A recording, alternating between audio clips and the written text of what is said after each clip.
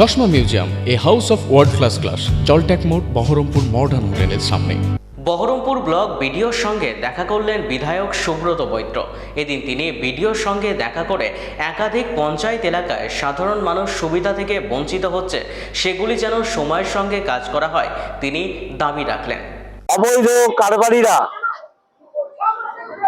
পুলিশের কাছে আইনত দণ্ডনীয় যেসব ব্যক্তিরা আছে, পঞ্চায়েতের মেম্বার বা পঞ্চায়েত সমিতির মেম্বার বা কোনো জায়গায় প্রধান বা উপপ্রধান, তারা সব পালিয়ে গেছে।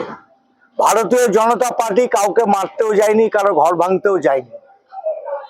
তারা নিজেদের কর্মে কাণ্ডে এমনভাবে লিপ্ত ছিল যে সরকারি আইন ব্যবস্থায় তারা আজ অ্যাবসকন্ডেড। সেই জায়গায় মনীন্দ্রনগর এবং ভাকুড়ি, যে দুটো পঞ্চায়েতের মধ্যে যে বিশাল সংখ্যক মানুষ বসবাস করে, তাদের জন্য যে জরুরি পরিষেবা, সেই জরুরি পরিষেবা বন্ধ হয়ে গিয়েছে। তৃণমূলীদের অত্যাচার, তৃণমূলীদের অপশাসন মানুষকে আজ পথে নামিয়ে এনে দিয়েছে। বিডিও সাহেবের কাছে এসেছিলাম এই কারণেই, যাতে আগামী দিন থেকেই জরুরি পরিষেবা এই অঞ্চলগুলিতে চালনা করা হয়।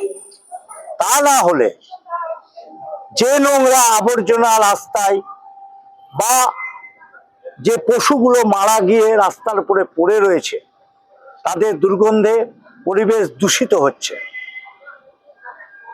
সেই কাজগুলো যাতে খুব তাড়াতাড়ি করা যায়, তার জন্যই বিডিও সাহেবের কাছে এসে বসে আমাদের পঞ্চায়েত সমিতির মেম্বার এবং আমাদের যারা পঞ্চায়েতের মধ্যে যুক্ত আছেন, পঞ্চায়েত মেম্বার, তাদেরকে নিয়ে আমরা আলোচনা করলাম। জরুরি ভিত্তিতে সুতির মাঠ, ভাকরি, মনীন্দ্রনগরের বিস্তীর্ণ অঞ্চলে নোংরা আবর্জনা পরিষ্কার করা, লাইট লাগানো, জল লাগানো, যে ড্রেনগুলি অপরিষ্কার হয়ে আছে সেগুলিকে পরিষ্কার করার জন্য ব্যবস্থা নিতে বলা হলো।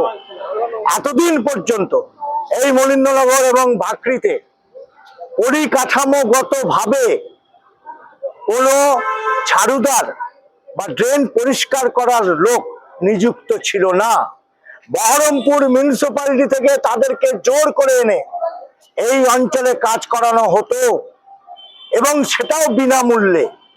তাই বিডিও সাহেবের কাছে আমরা বলে গেলাম যে দু জায়গা থেকে বিল হলো না এক জায়গা থেকে বিল হলো, সত্যি সত্যি এই হরিজন ভাইরা তাদের প্রাপ্য পেয়েছে কিনা তাও জানার আমাদের কাছে একটা প্রশ্ন, সেটাও আমরা এই প্রশ্ন করে গেলাম। সেই জন্য যেহেতু ভাকরি এবং মনীন্দ্রনগর অঞ্চলের কোনো ইনফ্রাস্ট্রাকচার নেই, পরিকাঠামোগতভাবে